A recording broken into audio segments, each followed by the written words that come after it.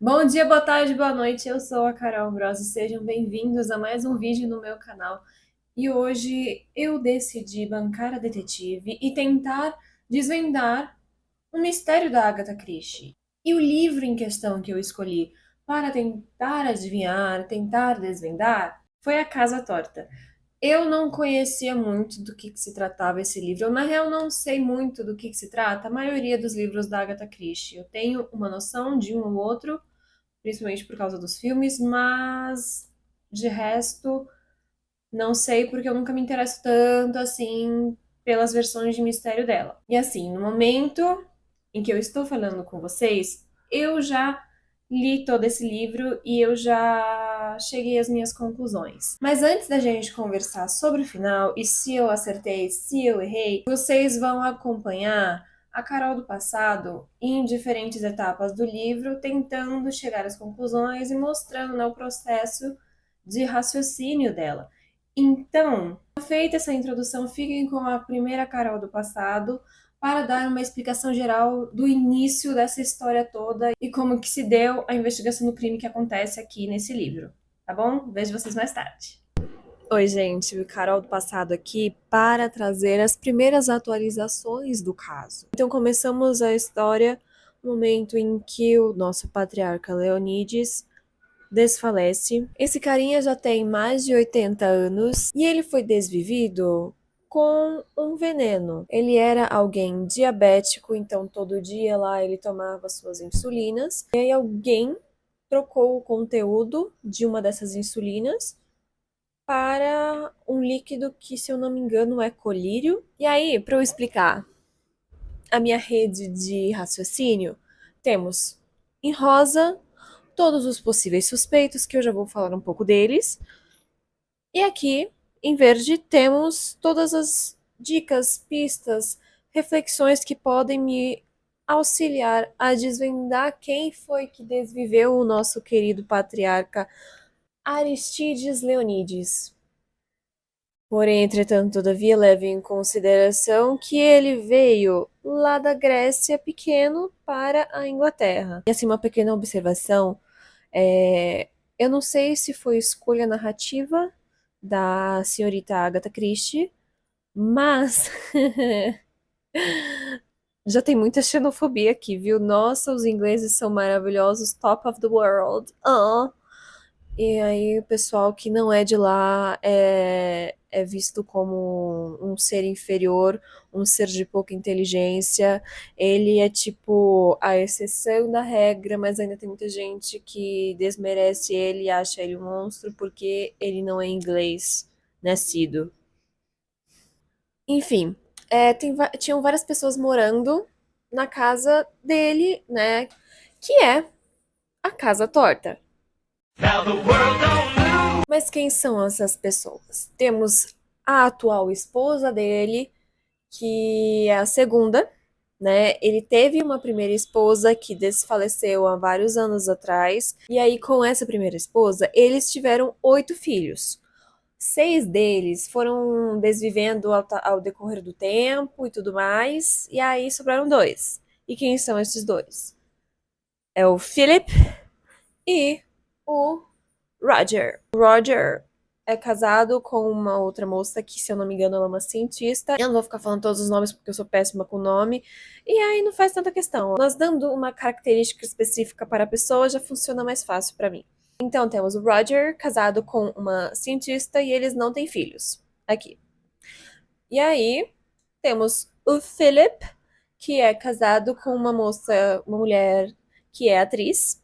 E aí juntos eles tiveram 3 filhos. Eu acho que 2 deles ainda são mais jovenzinhos, que é um menino e uma menina. E aí tem a mais velha, que é uma das principais da história, digamos assim, que é a Sophie.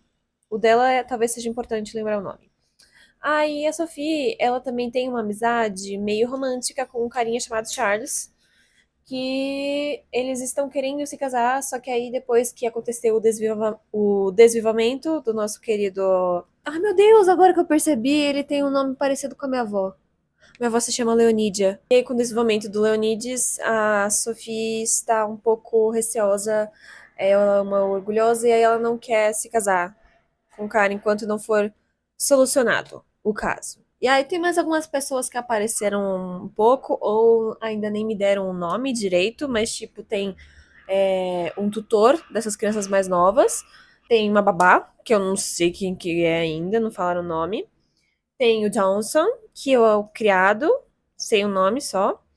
E aí tem uma pessoa que apareceu chamada Gates Kill, que eu acho que talvez seja o advogado, mas eu não entendi quem é. E aí, só para contextualizar aonde eu tô, eu já li os primeiros 25% do livro, então por isso que eu quis vir fazer a primeira atualização neste momento, beleza? E assim, o que que eu tenho até agora? Que quem geralmente manuseava as injeções era a segunda esposa, né? E ela tem, no momento em que ele desfaleceu, 34 anos. Sendo que ele já tinha 80 e tantos. Oh, Jesus. Gross. E aí, por causa disso, como vocês conseguem ver que eu tenho um post-itzinho extra aqui, ela, a nossa esposa atual, é a principal suspeita inicial dos investigadores. Mas parece tudo muito fácil, se for ela. E como ela é a primeira suspeita que aparece, eu não acho que vai ser ela. Então, o que temos mais também? Eu cheguei numa pequena conclusão que eu posso achar que eu me equivoquei com o tempo e tal, mas por ter sido um envenenamento e por se passar na década de 50, mais ou menos, sei lá, é um pouco depois da Segunda Guerra, eu fiz o link de que talvez tenha sido uma mulher porque machismo. Ou seja, que foi feito de uma forma mais inteligente, com menos uso da força e coisas assim. Entendeu? Talvez eu possa estar me precipitando, mas aí, por enquanto, eu cheguei nessa conclusão. E aí, o que mais? Aí, até agora, eu só sei o que que o carinha. O que que um dos filhos do Philip estava fazendo no dia, né? Os passos dele, de acordo com ele. E que a mulher dele estava em outra cidade e voltou depois do ocorrido.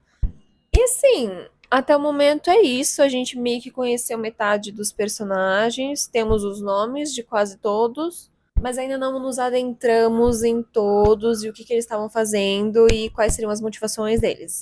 Então, assim, para trazer a conclusão inicial dessa primeira atualização, eu vou marcar aqui quem eu acho que é o meu suspeito número um, por enquanto, que é a Sophie. Ela fala que é muito próxima do avô, o desfalecido, e aí ela meio que bate numa tecla que ela fala mais de uma vez que seria melhor que a pessoa certa tivesse feito isso. Quem é a pessoa certa? E por que que ela está tão teimosa de que enquanto não for solucionado o caso, ela não pode casar com o seu querido Charles? Essa foi a minha racionalização do momento. Ah, e eu preciso dar um adendo que o pai do Charles, ele faz parte da investigação, ele está ajudando o investigador-chefe e tal, e aí eles meio que querem colocar ele dentro da casa para conhecer um pouco mais intimamente e dar um auxílio na investigação para desvendar quem que foi. E é isso para essa atualização. Vejo vocês na marca dos 50%, mais ou menos. Até lá. Oi, galera, Carol de Mais Tarde aqui para dar a segunda atualização do caso. Eu já li mais um quarto dessa história e temos alguns avanços, porém, entretanto, todavia, também tenho algumas coisas que eu esqueci de falar antes. A primeira é que todos odeiam a querida segunda esposa. E todo mundo quer que ela seja a culpada, entendeu? Porque ela seria a pessoa certa para ser responsável. E também eu esqueci de falar que nessa casa também tem a senhora Edith. A senhora Edith é a irmã da falecida primeira esposa. E ela tá lá morando desde que essa primeira esposa veio a óbito porque o nosso carinha queria ajuda para cuidar dos filhos, dos netos e blá blá blá blá. Então vamos para os avanços da história. A gente descobre mais dos paradeiros de todo mundo no dia do desfalecimento do nosso querido patriarca. O filho mais velho, que é o Roger, ele estava fora fazendo várias coisas do trabalho dele e não sei o que, não sei o que lá. E aí depois ele volta, mais ou menos umas 6, toma um chá com o pai. E aí depois ele vai pro escritório dele, pra casa dele. Ah, tem isso também. A casa deles, a casa torta, ela meio que é dividida em casas menores. E aí as casas eram divididas entre o dono, o filho mais velho e o filho mais novo. E aí tudo é conectado e nada é trancado. Então, todas as casas são de fácil acesso, mas todas as casas são independentes. E aí a mulher dele, que é a cientista, ela passou praticamente o dia inteiro lá na casa dela, não viu o sogro o dia inteiro, mas em algum momento do dia ela foi na casa do nosso desfalecido para pegar o óculos do marido. E aí, fazendo uma conexão com eles, a gente tem também a vertente da filhinha Josefine, que é uma das netas do nosso querido desfalecido. E ela é meio estranhinha, mas ela gosta de mistérios, suspenses, então ela quer tentar desvendar este mistério, então ela tá bancando a detetive. E ela fica escutando na porta de todo mundo, então ela sabe de muita coisa. E aí, aos poucos, eu acho que ela vai compartilhando com o carinha principal, que é quem a gente acompanha, que é o Charles. E aí, como eu falei, temos essa Josefine, que é a filhinha mais nova, né, a netinha mais nova, e aí ela compartilha algumas coisas que ela já sabia com o Charles, que é o Roger e a mulher dele iam se mudar para o exterior. E o porquê disso é que ele, na real, tinha levado à falência o negócio que ele era responsável, que o pai passou para ele. Aí, vindo para um outro negócio que a gente também descobre, é que havia um testamento, porém, entretanto, todavia, ele está desaparecido. Porque assim, no dia em que ele foi assinar, ele leu o testamento para todos os filhos e todo mundo da casa, e eles viram ele assinar, e aí também utilizaram 2 dos empregados para eles assinarem como testemunhas. Só que eles não estão encontrando o testamento certo, porque eles encontraram o suposto testamento, que foi o que ele leu e que o advogado conhecia, mas ele não está assinado. Só que todo mundo viu ele assinar algum documento, o pessoal assinou como testemunha, e ninguém prestou atenção no conteúdo deste documento que assinaram. Então, este documento, que é o testamento atual, o verdadeiro, o que todo mundo assinou e reconheceu como legítimo, está desaparecido. Então, com certeza, a motivação tem um pouco a ver com esse novo testamento que a gente não sabe o conteúdo. Beleza, dito tudo isso, o pessoal da investigação chega à conclusão de que provavelmente o culpado é o Roger com o auxílio da mulher. E por que que é isso? Em partes por causa de todo aquele negócio que a gente acabou descobrindo, que ele estava levando a empresa à falência, que eles iam se mudar, e blá blá blá. Só que todos esses investigadores acham que ele não tem coragem de desfalecer alguém, que ele é muito sensível e não sei o que lá, não sei o que lá, mas que a mulher, por ela ser uma cientista e ser uma mulher um pouco mais forte, ela passa uma vibe meio de imprevisível e louca. E aí ela seria a pessoa que teria coragem de trocar os frascos e causar tudo isso, entendeu? Em favor do marido. Então, tipo, é meio que uma confabulação, que é isso que eles estão achando que é. Eu acho isso? Não, não acho. O que pode ser real é o fato de que mais de uma pessoa é o responsável. Pode ter 2 pessoas ou até mais que estão confabulando e que causaram o desfalecimento do nosso patriarca. Porém, entretanto, todavia, eu ainda vou martelar na Sofia. Então, assim, eu não sei exatamente por que eu acho que é ela ainda. É só que esses daqui não me passam a vibe e eu não quero acreditar que a única mulher que é cientista vai ser a responsável porque ela passa vibe de louca, não quero pensar que é isso agora. Mas por ainda ser nessa época, eu ainda estou na minha cabeça de que é uma mulher que é a principal responsável pelo desfalecimento do senhor. Então, pra mim, ou é ela ou é a irmã da primeira esposa. E é por aqui que eu fico na minha atualização de agora. Eu vou voltar mais uma última vez, nos 75% mais ou menos, logo antes da gente começar a ter as informações e as clarificações de tudo, para eu chegar no meu último veredito de quem é o culpado. Agora, se vocês me dão licença, eu vou comprar um milkshake. Oi, voltei aqui uma última vez para fazer a última atualização do caso. E temos descobertas, temos coisas muito boas para conversar. Mas antes eu só queria fazer uma recapitulação. O querido patriarca de 80 e tantos anos desfaleceu na sua própria casa. E como ele desfaleceu, ele foi envenenado. E o envenenamento aconteceu com a troca dos líquidos da insulina com o líquido de um colírio que ele tinha, que ele até já tinha mencionado para a família que se ele ingerisse, ele poderia vir a desfalecer. Então, assim, ele meio que deu a ideia de como desfalecer ele para a família. E aí, assim, todo mundo duvidava da esposa atual. Ninguém dessa família gosta dela. Todo mundo achava que seria o mais lógico, o mais fácil, o mais sensato botar a culpa nela. E aí tem um outro ponto que foi mencionado algumas vezes, que é o rumor de que ela teria um relacionamento com o tutor das crianças, que tem mais ou menos a mesma idade dela, e eles se tornaram meio amigos e blá blá blá. Então ficava assim um rumor jogado, e aí a ideia é que eles fizeram isso juntos, para eles ficarem com o dinheiro e se casarem e blá blá blá. Enfim, aquele papo. Mas, sendo bem honesta, não faz muito sentido e aquela família odeia ela, deixa ela sozinha, isolada de tudo, e ela, pelo que aparenta, só queria fazer bem pro marido, ter uma vida confortável. Ela já teve um relacionamento, acho que conturbado, e aí ela só queria paz nesse relacionamento com esse velho.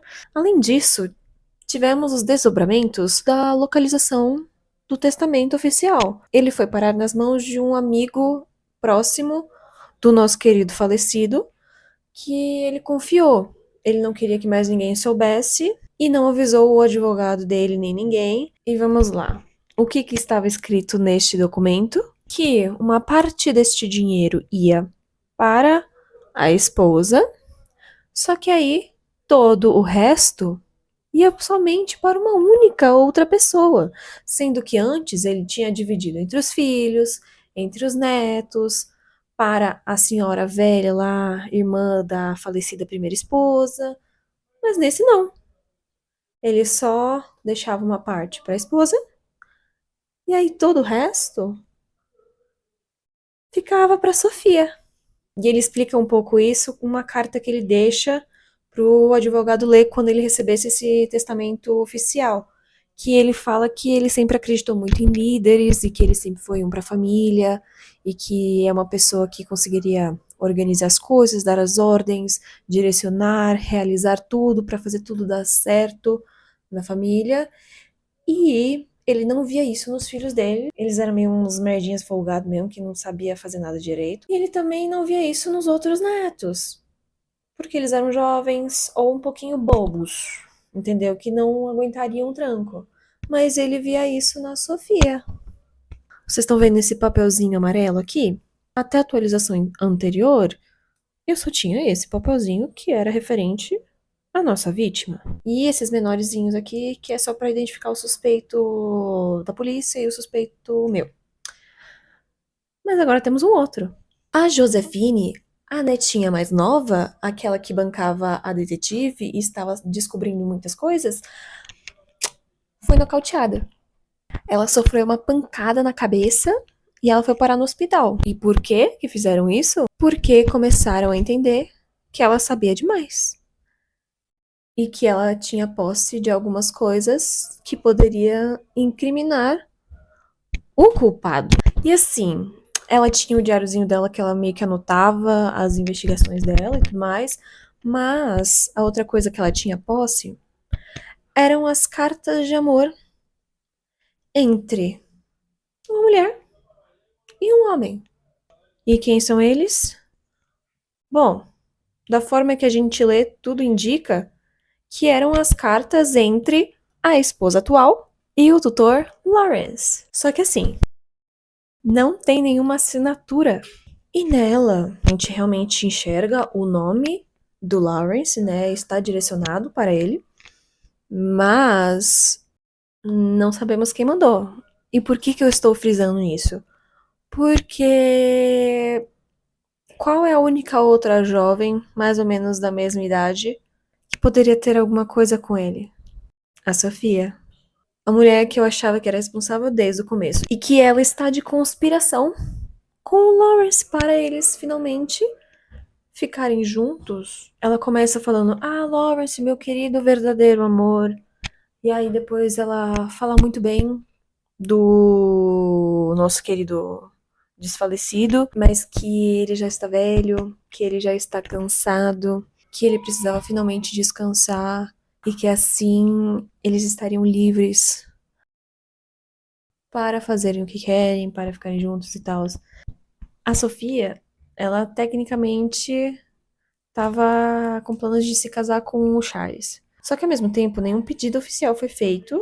Como eu também mencionei lá no começo, que ela fala que ela precisa que a pessoa certa seja responsável por isso. E quem que é a pessoa certa?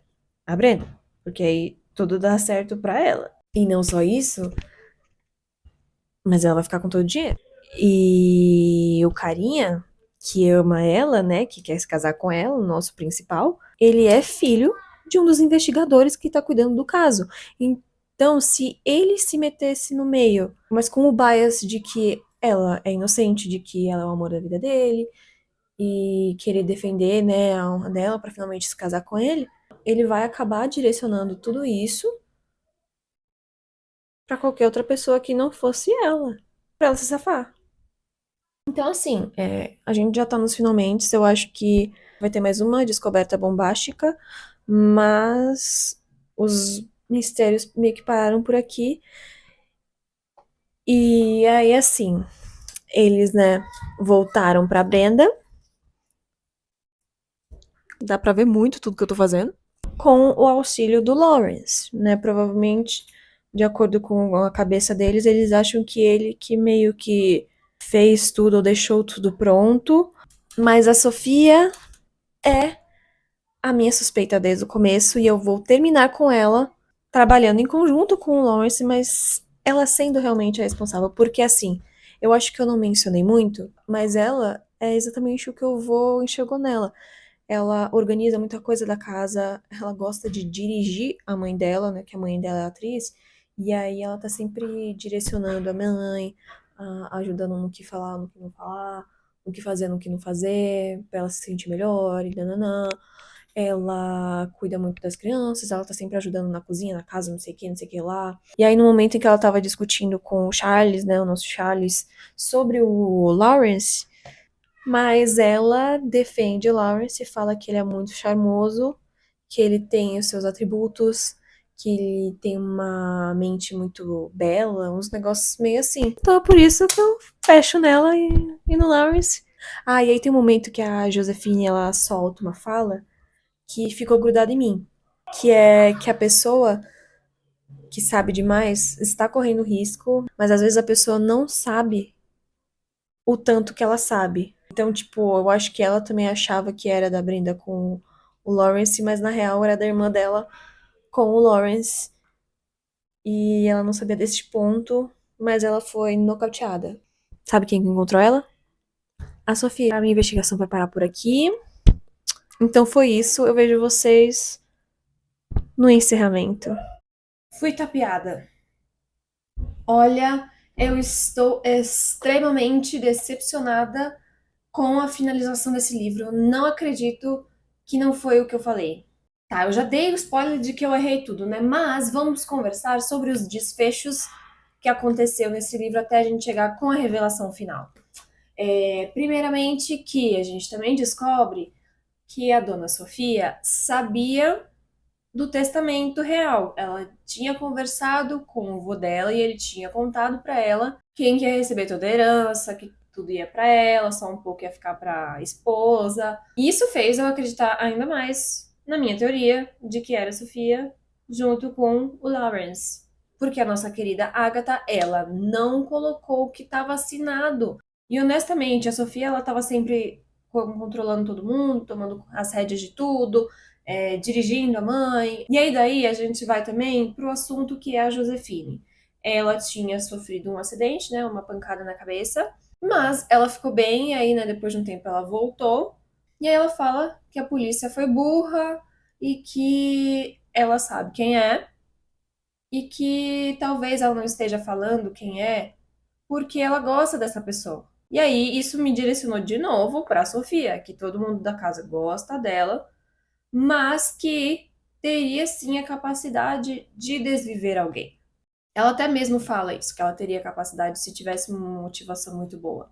E assim, faz muito sentido ser ela. E também tem um ponto em que a babá é desfalecida.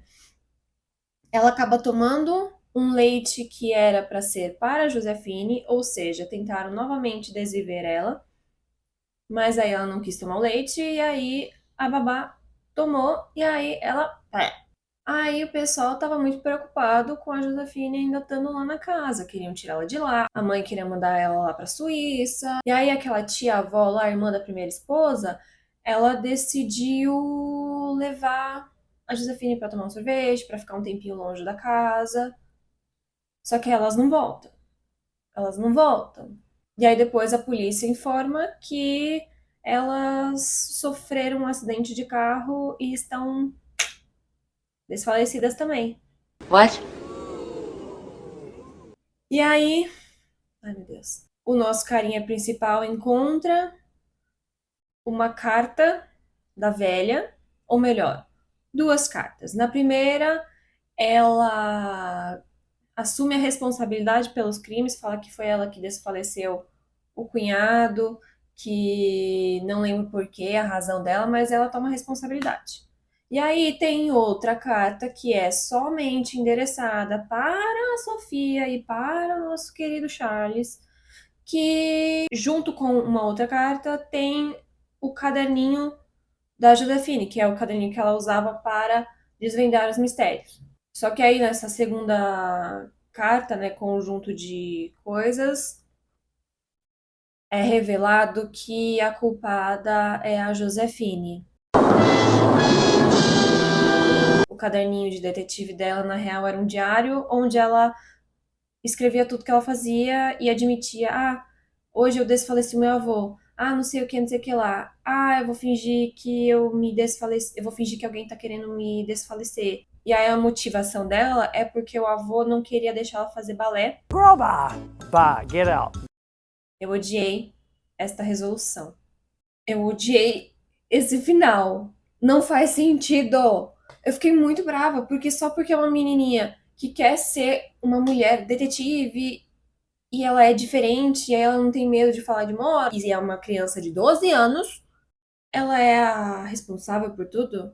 E aí depois ela fica falando que todo mundo poderia desfalecer, o irmão dela é um chato e queria causar alguma coisa nele. E aí que a babá era irritante e não enxergava as qualidades dela e que a polícia é muito burra. Assim, realmente, a polícia desse livro é muito burra, muito burra.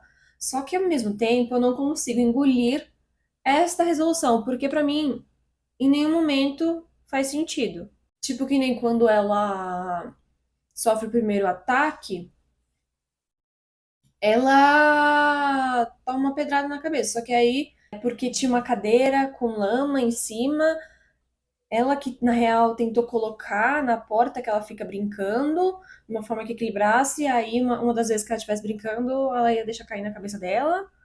e que ela tentou mais de uma vez. E eu honestamente acho que toda a mirabolação da resolução que eu criei é uma resposta muito mais interessante do que essa que tivemos. Para mim se encaixava muito mais, eu gostei da minha resolução mais do que da resolução do livro. E, bom, essa foi eu tentando resolver um mistério da Agatha Christie.